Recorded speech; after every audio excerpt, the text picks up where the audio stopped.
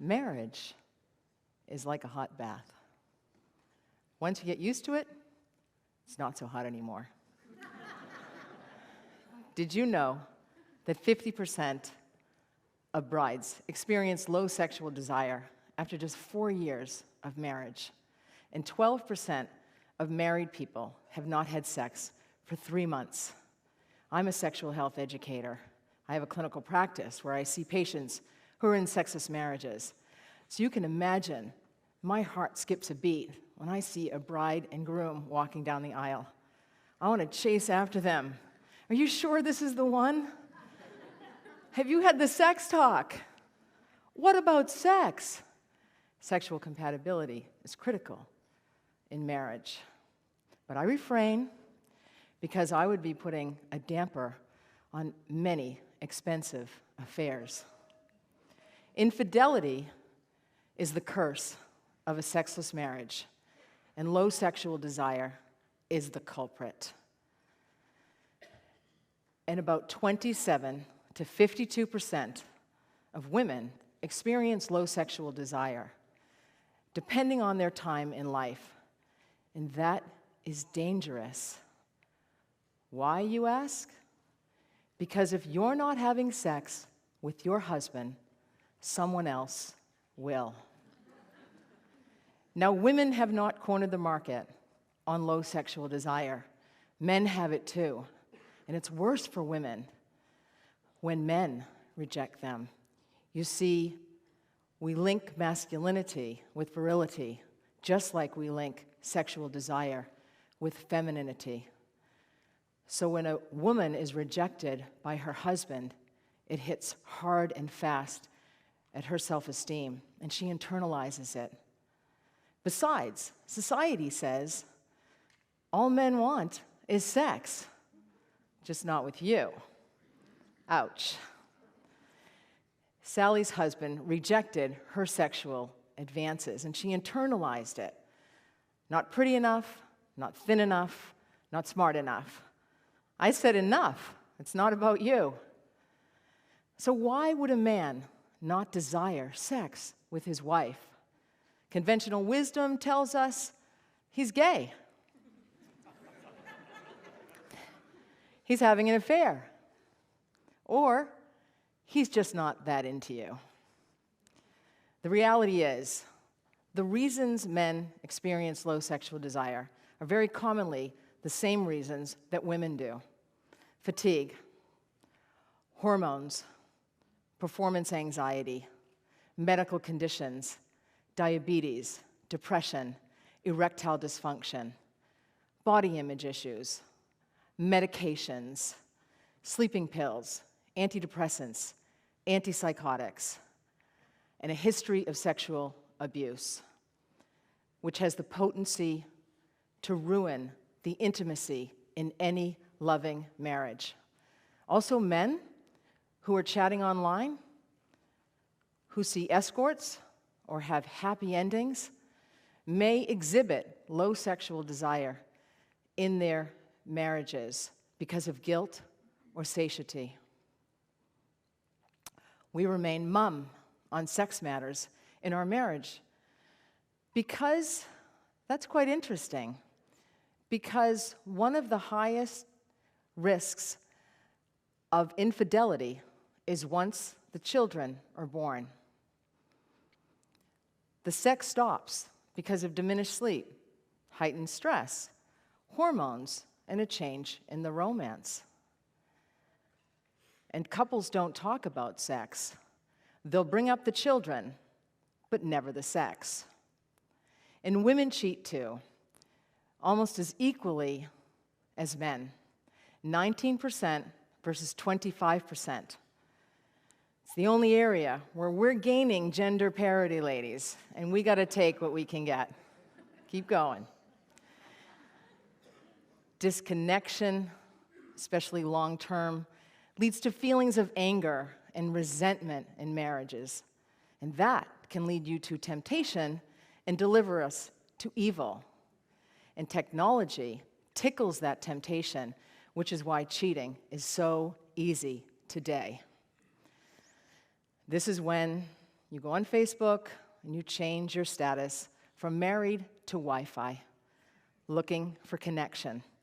So you go online,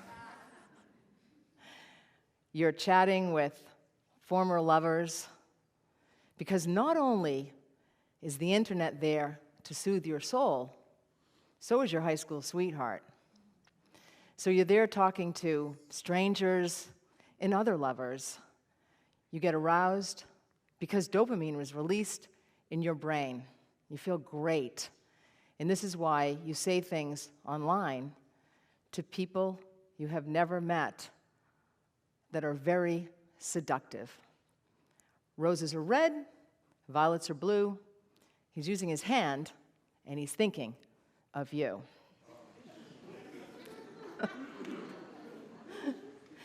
Jezebel. You think? Jezebel was a beautiful and accomplished architect. Married and the mother of 3, she had no idea why her husband didn't desire sex with her. She put everything into her career and credited the personal pain in her marriage to her professional success. And then she found that her husband was actually online viewing porn. You see, Jezebel was raised, as many people were, to make everything look pretty and perfect. So she didn't know what to do. Everything looked perfect on the outside, but Jezebel was screaming on the inside. Her extramarital affair was the only way she thought she could survive her sexless and painful marriage. It was a drastic, extreme measure, not without risk. Her lover's wife hired a private investigator, downloaded tracking software on his phone, and sent all of the evidence to Jezebel's husband. Jezebel's husband was enraged. He was so upset, understandably so. But he took his power, which was unhealthy, and he held it over her. And he refused to get help for their sexless marriage or his porn use. Jessica immediately ended the affair with her lover and learned that she had to grieve that loss alone, which is how she felt in her marriage, alone. Because there's no place on Google that will support the cheaters. Sam was in a sexless marriage for 5 years, desperate for the touch of a woman. A former lover ran into him in his office, asked him how he was, and he said that was all it took. They ended up in the sack. His wife found out about it and immediately filed for divorce. His lawyer reached out to me on Facebook, and she asked me to be an expert witness on sexless marriages in his jury trial, because divorce by jury trial is still a sad reality in many parts of the world. And adultery is the cardinal sin in those courtrooms. The deposition read like a sordid novel. I read it on a plane, on a night flight, and couldn't put it down. There was deceit, lies, jealousy, drunken brawls, lesbian liaisons, and even murder. But none of those life tragedies had the power to end the marriage like Sam's infidelity, his one-night stand. The lawyer decided not to put me on the stand, after all, because she felt the jury wouldn't get it. I thought the jury would get it because I figured half of them weren't getting it.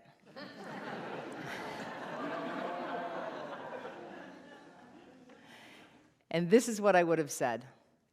Disconnection leads to infidelity and pain until death do you part. I think it's time that we looked at infidelity not only through the eyes of those who've been betrayed, but through the lens of those who have strayed, because quite often they have been betrayed for a long time before their indiscretion. So your spouse doesn't want to have sex with you, but doesn't want you to have sex with anyone else either. Is it fair to impose fidelity on a person who is deprived of sex from their spouse? And when that spouse has an affair, must we call it cheating, or is it merely survival? I am not condoning infidelity. It is arguably the worst pain in the world. But I will say this. The reason it hurts so much is because it's an affront to your self-esteem. You play the victim. Why did they do that to me? How could they do that to me? When the better question might actually be, what did I do to contribute to the infidelity in my marriage? It's a tough question. Treatments for infidelity, for sexless marriages, range from conflict resolution to couples counseling, to pills and patches and pushing injections and even the placebo effect. And mindfulness, being in the moment, has been proven. Focus on your partner or your pleasure, not necessarily in that order, but focus on your pleasure and your partner as opposed to the paint color on your ceiling. Be in the moment. Janie came to see me after 17 years of marriage and 3 kids. She felt she had low sexual desire with her husband, and she did. More women report boredom in the bedroom than men. But on a girls' weekend, she met a guy and hooked up with him and had amazing sex and realized that there was nothing wrong with her sexual desire. So instead of pills and patches and the placebo effect, perhaps it's a new partner, even if it's just in the moment. That's mindfulness. Today, 90% of people believe that infidelity is wrong, versus 40 years ago, where only 70% felt that. Yet today, many people remain in marriages where someone has strayed. This is the new shame. Betty's husband strayed. They hadn't been sexual for 5 years, and she realized her contribution, and they both decided together that they were going to work on this. But her mistake was in telling her family and friends, because they judged her husband mercilessly and made their healing that much harder. Keep your affairs to yourself. Work on your marriage instead. So you might be out there thinking, my goodness, how do I find Mr. Right? How do I not have a sexless marriage when my biological clock is ticking and my parents are putting pressure on me to find the one? Don't marry for money or status, and never settle. Sexual attraction is critical. Sex is very important in a marriage and for the intimacy. You want to be with somebody who is kind and humble and compassionate. You love their scent and you yearn for their touch. Sexuality is a complex interplay of medical, psychological, situational, and relational status. Understand that sexual desire does not come first. In fact, it's more likely responsive. So, you don't feel like having sex. Who hasn't been there? But it's been a while, you're in a loving relationship, and you accept your partner's sexual advances, and you enjoy it. You're like, hey, I like that. Why didn't I do that last night? Have sex in the morning when testosterone levels are high and you've had a good night's sleep. Have your breakfast, turn off your computers, turn on your spouse, and go back to bed. Awaken your inner lover. Pay close attention to your fantasies because they are fueled by love. Your deepest wishes can power intimacy in your marriage like nothing else. But if you find yourself in a sexless marriage, understand the risks. In addition to infidelity, it's a lonely place. It affects people's self-esteem. It will increase peripheral vascular resistance and elevate your blood pressure, lead to the increased risk of a stroke and even early death. So if the sex in your marriage has died, get the help that you need and you deserve, because it's really important. The challenge in any marriage is to keep the sex sizzling hot. And that's not always easy, because life happens. It runs hot and cold. There's finances, there's kids, there's in-laws, there's friends, there's work. There's so much. Make sex a priority. And should you be in a marriage where somebody has strayed and you feel betrayed, face fidelity with facts. And I want to leave you with a bang. Always be a hopeless romantic and settle all marital arguments in the hot tub naked. Thank you.